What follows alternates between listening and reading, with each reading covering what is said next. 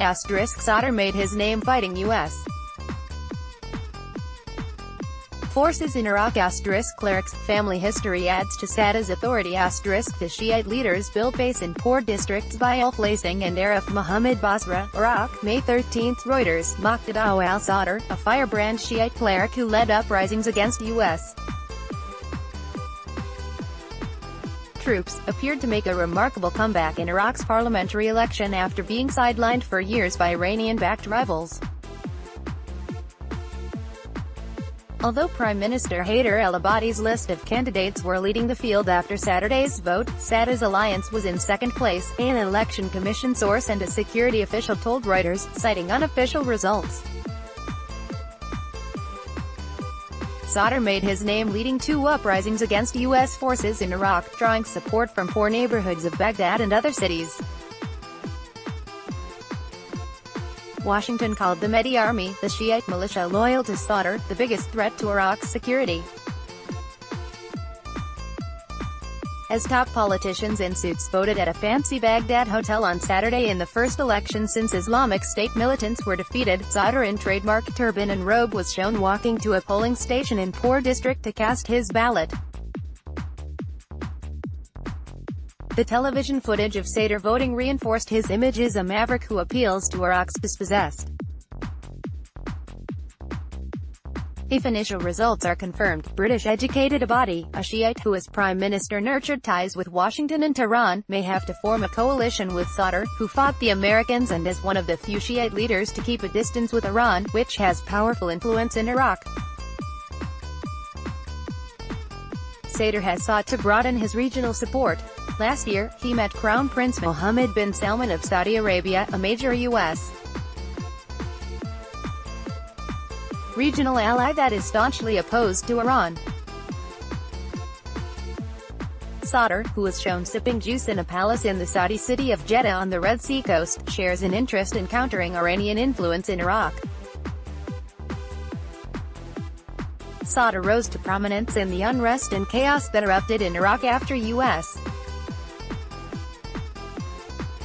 troops toppled Saddam Hussein's rule in 2003. Armed mostly with AK-47 assault rifles and rocket-propelled grenades, Sadr's militia challenged the world's most powerful military as it tried to stabilize Iraq. Mobilizing support. Sadr derives much of his authority from his family. His father, highly respected Grand Ayatollah Mohammed Sadiq al-Sadr, was murdered in 1999 for defying Saddam Hussein. His father's cousin, Mohammed Bakir, was killed by Saddam in 1980. U.S. officials and Sunni Arab leaders accused the Mahdi Army of being behind many sectarian killings that ravaged Iraq. The U.S. Occupation Authority issued an arrest warrant for him for his alleged role in the murder of Iraq Cleric. Sadr has disavowed violence against fellow Iraqis and in 2008 ordered his militia to become a humanitarian group. He can still mobilize thousands of supporters to press his agenda, and he formed an unlikely alliance with communists and other independent secular supporters to demand the formation of a government of independent technocrats to end corruption. We call on the Iraqi people to stage a white revolution. Everybody must cast his ballot. Nobody should abstain from voting. It is the last chance for change, Sadr said in a televised speech in April. His list is known as Sayrun in Arabic, or on the move. Our program is about building effective corruption-free state institutions, rehabilitating and expanding infrastructures, providing essential services to the poor, like health and education, said Juma Bahadali, a lawmaker who belongs to the Sadrist movement. Sadr's support extends to Iraq's crumbling second city of Basra, in the Shiite heartland in the south of the country and near the OPEC producers' main oil fields.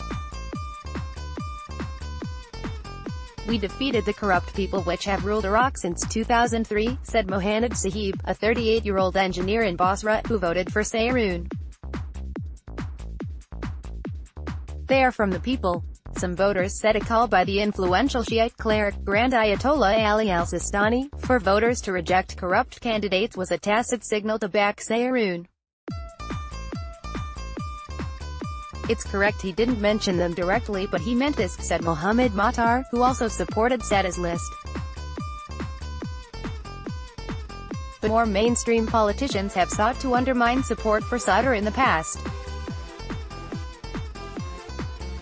Former Prime Minister Nouri al-Maliki, a close ally of Iran, ordered a crackdown on the Mehdi army in Basra in 2008, calling its members outlaws. Dozens were killed. Maliki's Dawa party has also been fielding candidates in this election.